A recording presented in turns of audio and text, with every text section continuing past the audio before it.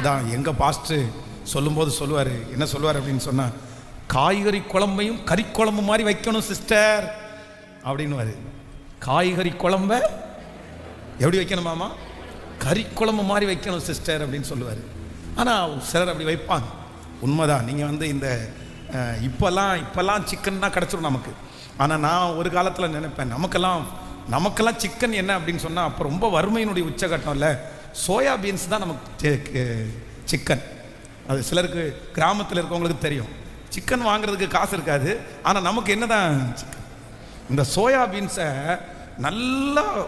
நல்லா கூட்டு வைக்க தெரிஞ்சவங்க வச்சாங்கன்னு வச்சுங்களேன், சிக்கனெல்லாம் தோற்று போயிடும், அவ்வளோ டேஸ்ட்டாக இருக்கும். நீங்கள் கன்னியாகுமரி சைடில் போய் பார்த்தீங்கன்னா, கல்யாணம் நடக்கும்போது அந்த கல்யாணத்துக்கு அது வைப்பாங்க, அந்த சோயா பீன்ஸில் கூட்டு வைப்பாங்க. நீங்கள் ஒருவேளை கன்னியாகுமரி போனால் நீங்கள் சாப்பிட்டு பாருங்கள், அது உங்களுக்கு பிடிக்குமோ என்னமோ தெரில. ஆனால் எனக்கு கறி குழம்பு சாப்பிட்ட மாதிரியே இன்னும் கொஞ்சம் வைங்கயா அப்படின்னா சிலர் வைக்க மாட்டாங்க. ஆனால் அப்படி என்ன அப்படின்னா, நம்ம கையில் ஒன்றுக்கும் ஆகாததை கொடுத்தா கூட நமக்கு ஒரு வல்லமை இருக்கணும், நமக்கு ஒரு ஜெபம் இருக்கணும். அதை நல்லா நான் என்ன பண்ணுவேன். ஆனால் கொஞ்சம் சிரமம்தான், கொஞ்சம் கஷ்டம்தான். சிலது புரிஞ்சிக்கவே மாட்டாங்க, சிலர் நம்முடைய கண்ட்ரோலுக்குள்ள நிற்க மாட்டாங்க. ஆனால் கர்த்தர் கொண்டு வருவார். ஏன்னா அவருடைய வாக்கு தத்தம் நிறைவேறும். நான் உனக்கு கானானாய் மாற்றி தருவேன்.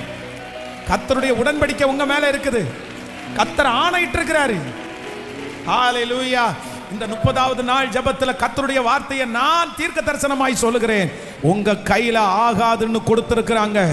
ஆகாது என்று தள்ளின கல்ல மூளைக்கு தலைக்கல்லா ஏசப்பா எப்படி மாத்துவாரோ, அவருடைய பிள்ளையாகிய உங்க கையிலையும் ஆகாதுன்னு கொடுத்திருக்கிற அந்த காரியத்தை நீங்க மூளைக்கு தலைக்கல்லாய் மாற்றுவீர்கள். ஹல்லேலூயா.